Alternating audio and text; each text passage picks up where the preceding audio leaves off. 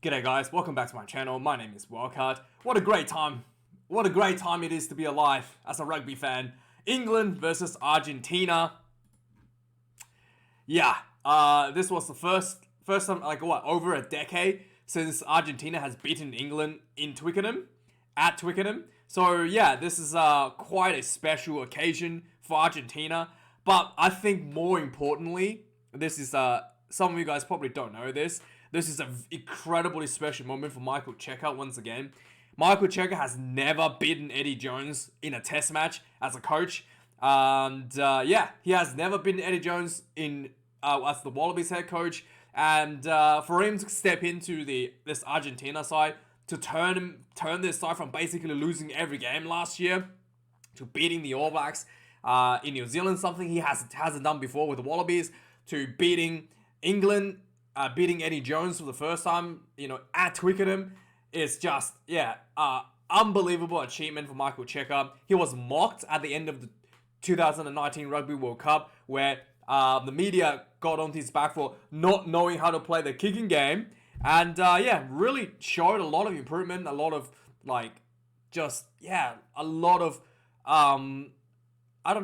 of just growth as a coach. And really took this Argentina team from the bottom of the barrel to, a world-class, serious contender for the Rugby World Cup next year. So, congratulations, Michael Chieka. I think this will be probably a sweeter win for Michael than actually winning in New Zealand, because, him and Eddie Jones does go back to the Rangwick days in the 90s. And, I mean, what a great time to be alive. So, with that being said, this is one of the games where if you look at the stats, you actually couldn't believe that England lost this game. England had 424 run meters to Argentina's 160. At half-time, England was already beating Argentina 185 to 40. 43 run meters for the first 40 minutes of the game. So, it was just absolutely hammering, dominating in terms of possession and run meters over Argentina. More than double the carries in attack. The one thing that did hurt England a bit is the turnover conceded, 13 to Argentina 7. Now, it was raining earlier before the game kicked off, so it was really wet. Both teams dropped a lot of balls, conceded quite a few turnovers, but England definitely suffered a little bit more than Argentina in that regard.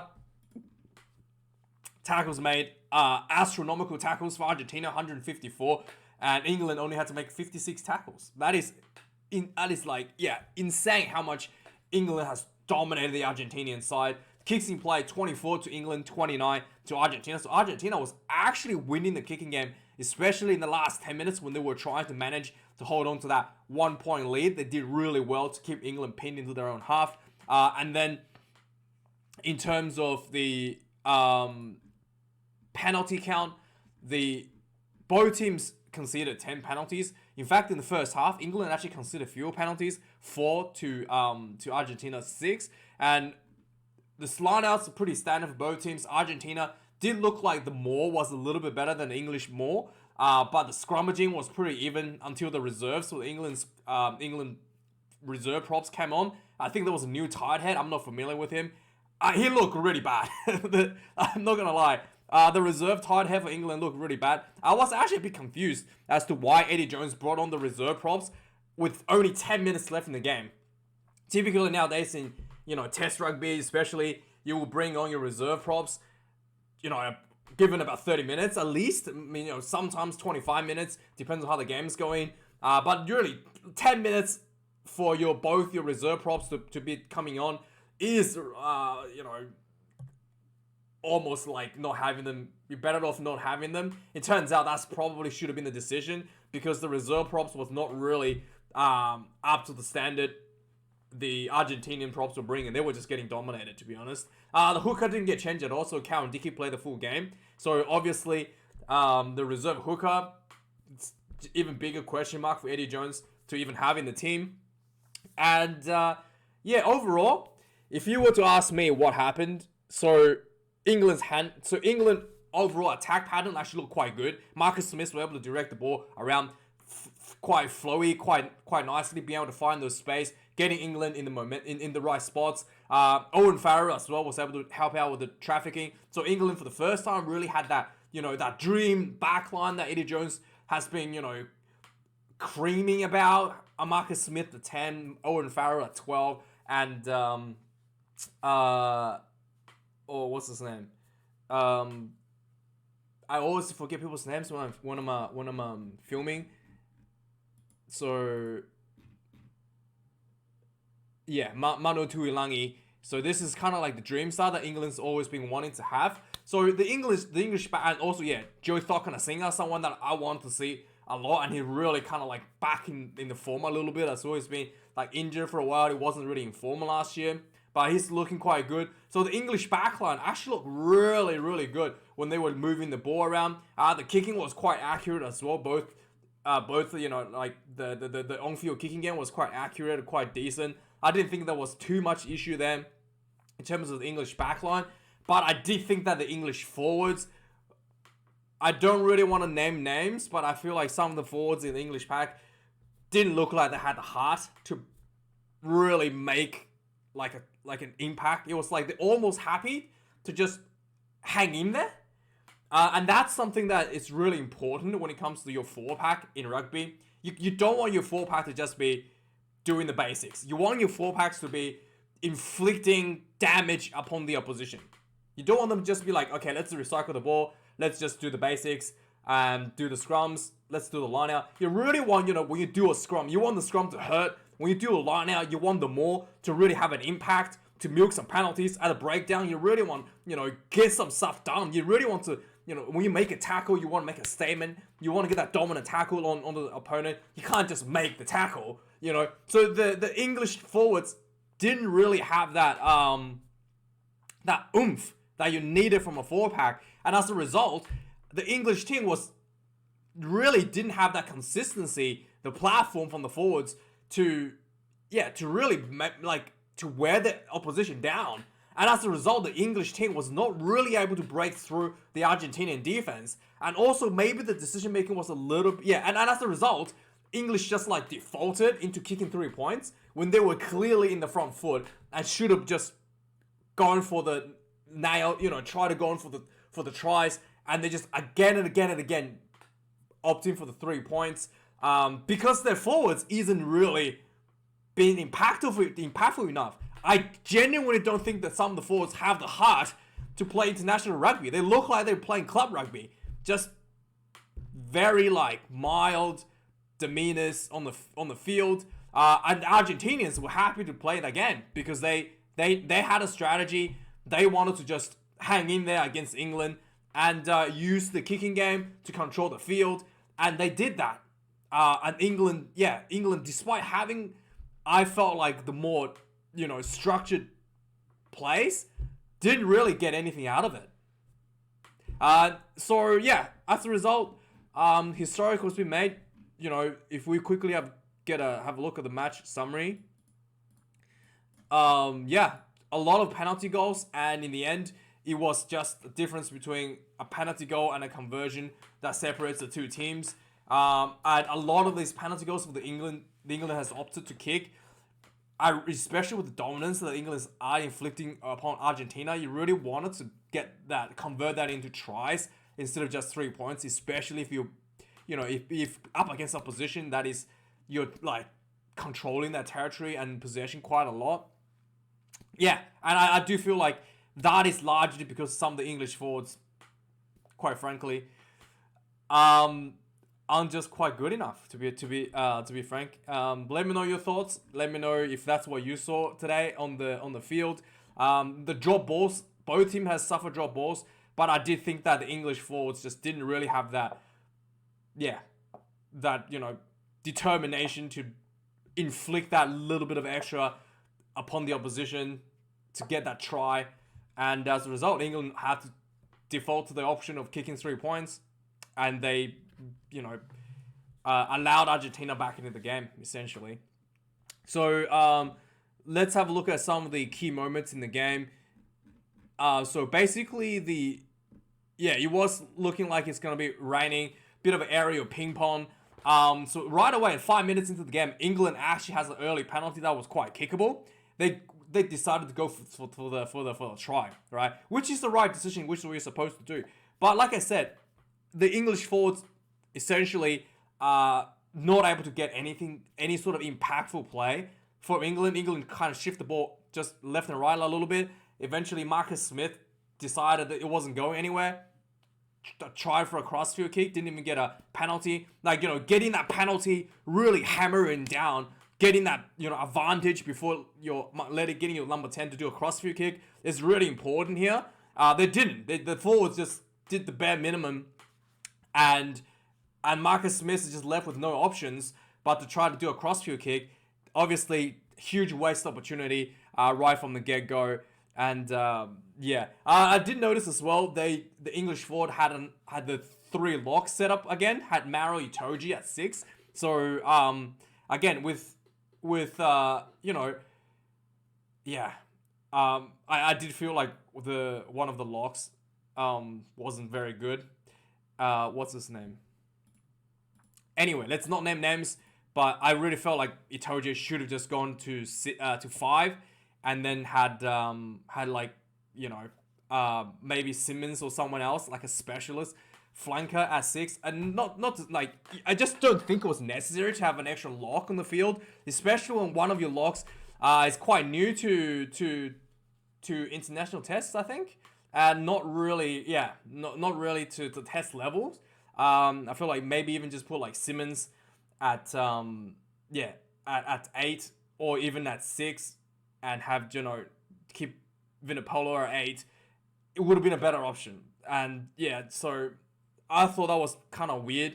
But, anyway, let's just carry on forward. So, the Argentina on the 9th minute managed a nice little strip on Billy Vunipola. They kicked the ball downfield, chased it down. Marcus Smith slips, and then the Argentina recovers the ball. A couple of phases later, England gives a penalty. So Argentina kicks the first 3 points on the board 9 minutes into the game. A minute later, right from the kickoff, England recovers the ball. It looked like Ben Jans had popped the ball out and then he put it back into the ruck. So the Argentinian moved out to try to, obviously moved up because the ball was out, and the referee thought it was not out. By the way, the referee was kind of poor this game, so the referee says it was not out despite he put it back in. So didn't see the putting back in. Penalizes Argentina for offside. So England kicks 3 points on the 13th minute. Argentina gets a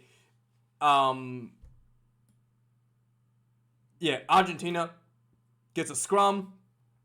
England gets caught offside from the scrum. So I don't know how that could happen, but Argentina kicks another 3 points to 6.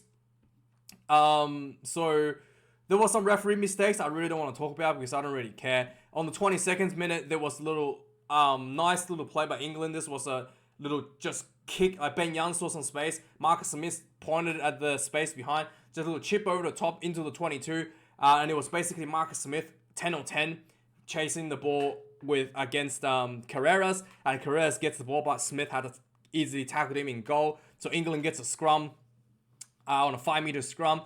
This was a beautiful set play by England. So the scrum comes out, the ball pops to Billy Vunipola, pops the ball to Marcus Smith, and the blindside winger, which was Joe Thokanasiga, swings around the blindside to the open side, and Marcus Smith just nice little pop short pass to him. Runs straight through a gap. He's too big. There's 2 players on him, hanging on to him. He rumbles through, puts the ball down for a nice try. 10 points to 6 for England. And then there was a bit of a comical moment where both teams were just like throwing their passes to the touch judge for a bit. Both teams committed this. I think Ben Youngs from England did it, and then there was Montoya did this. Both of them just throw the ball into the touch judge, and they're all just like pointing at their own teammates. Anyway, 31 minutes into the game, Joe Thokanasiga made a nice run. He gets isolated at the breakdown, and Montoya turns the ball over, gets a penalty. So like I said, England 4-pack maybe lacked a bit of urgency. You know, when your big winger makes the break, half break, should have got there. Yeah, so you told Motea gets a turnover, penalty. Argentina kicks another 3, 10 points to 9. 35 minutes into the game, there was a penalty offside against Argentina. There was a really, really good England running game. I really felt like England looked they're on some kind of like ascendancy here. They should have just gone for a try maybe, but England opts for 3. Really, obviously, since they failed to score that try at the beginning, they probably, didn't want to. Yeah, anyway, I feel like, anyway, England opts to go for 3, 13 points to 9. The kickoff from the kicker from Argentina, England, again, this was a forward. Let's just name him, okay? I really thought he had a really bad game. I'm gonna name him. Alex Coles. Pretty sure this is the guy. Yeah. I thought he was not that great. Not gonna lie, I didn't think it was that good. So I'm pretty sure it was him. 100% it was him. He drops the ball from the kickoff. And Argentina gets a scrum. England gets caught offside following the scrum. And Argentina kicks down a 3, 13 points to 12. So finally, just before the game about to end, Argentina had a scrum outside their own 22. England put a good shove on the scrum here. And then it looked like the number 9 knock on the ball. But the referee says knock back. Referee says was knocked back for some reason. But regardless, the English forwards floods the breakdown, gets a penalty. And then Owen Farrell converts this one. 16 points to 12 going in half time. Second half starts. Some nice little, so basically Argentina gets themselves in a bit of 6 minutes into the second half. Argentina gets himself inside, gets a penalty. They kick the ball out for a line out, and this was just like a perfectly set line out. The line out comes in. You look like they're gonna set up for a maul, but they fake the maul, get the ball out really quick. They spread the ball out wide. And Carreras just did a nice little loop around the back. He gets the ball, runs, loops around like the 12 and finds himself basically in a bit of open space. And he just throws this beautiful long pass to the winger. Emiliano Boffetti had quite too much space to work with. Slides into the corner. Suddenly, Argentina, 17 points to 16, leading by 1 in the second half. And then immediately after this try was scored, Owen Farrell botches the pass. He tries to throw a pass, right? And then Thomas Gallows, smacks him in the arm. And the ball just like fell on the ground. Nobody got it. And Owen Farrell was like, he knocked it on. And the referee didn't see it that way. And then basically Carreras runs up. Everybody in the England team, because Owen Farrell was yelling knock on, was just kind of like stood there and nobody was chasing the ball. Should have played by the whistle, by the way. So Carreras runs up, scoops up the ball, runs down the field, and everybody's like, oh, the whistle hasn't gone. What's his name? Freddie Stewart starts to try to chase him down, but it was too late. And then, Carreras gets a freebie try. They try to watch the replay. Gallows was not even close to touching this ball. They watched it again and again and again. He's not even close in touching this ball. So Owen Farrell was just completely bluffing. He did not, Carreras did not even, didn't touch the ball at all. Owen basically threw a shit pass, right? And he was trying to blame it on Carreras hitting the ball with his hand, where he went out and even tried to get a penalty, but that was not the case. That cost England a try, which was really, really daunting, because suddenly the gap is now 24 points to 16, and England really hasn't looked like they could crack the Argentinian try line for the last 30 minutes or so now, and it doesn't look good. But luckily, Van Poortvliet, the reserve halfback, comes onto the field, and immediately, basically, immediately when he literally the second time he touches the ball, he spots a gap in front of him in the ruck, and he just picks up the ball and just bolts through a huge gap right in front of him, and just pure individual talent goes in, scores the try for England, 23 points to 24. On the 60th minute, there was a breakdown penalty against Argentina. England takes the lead 26-24. Sorry, 23-24. And then England takes the lead 26-24 after this breakdown penalty. Immediately from the kickoff, right? I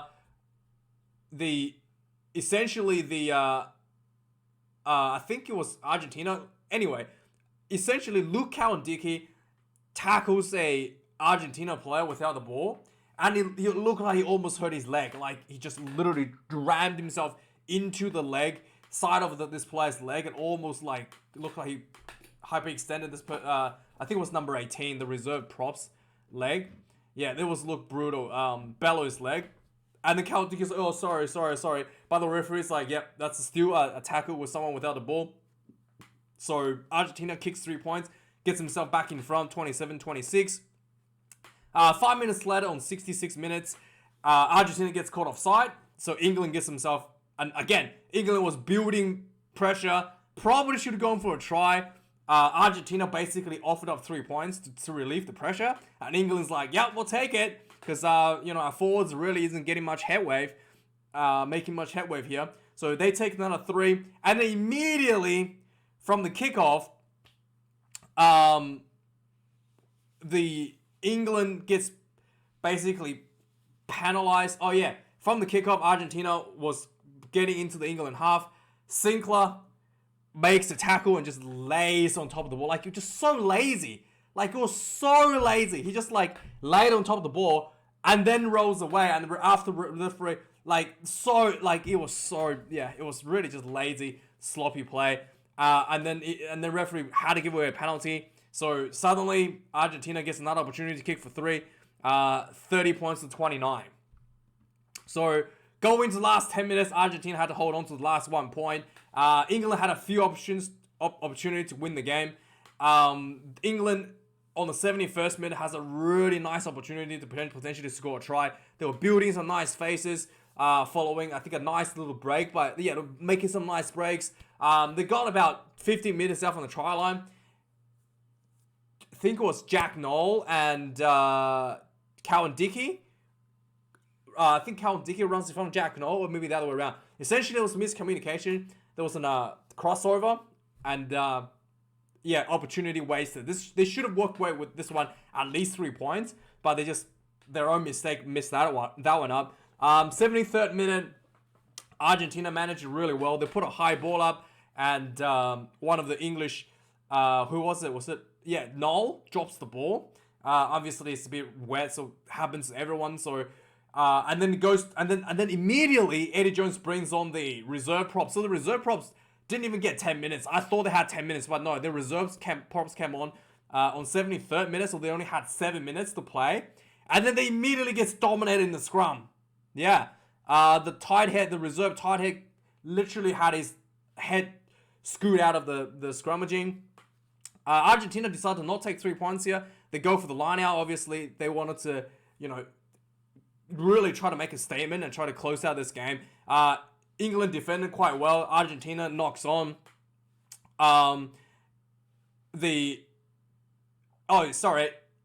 England tried to defend the more, but one of the English players knocks on the ball.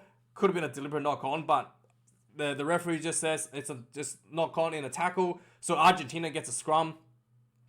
Huge scrum for Argentina. Actually gets a penalty. Like I said, the reserve props were horrendous.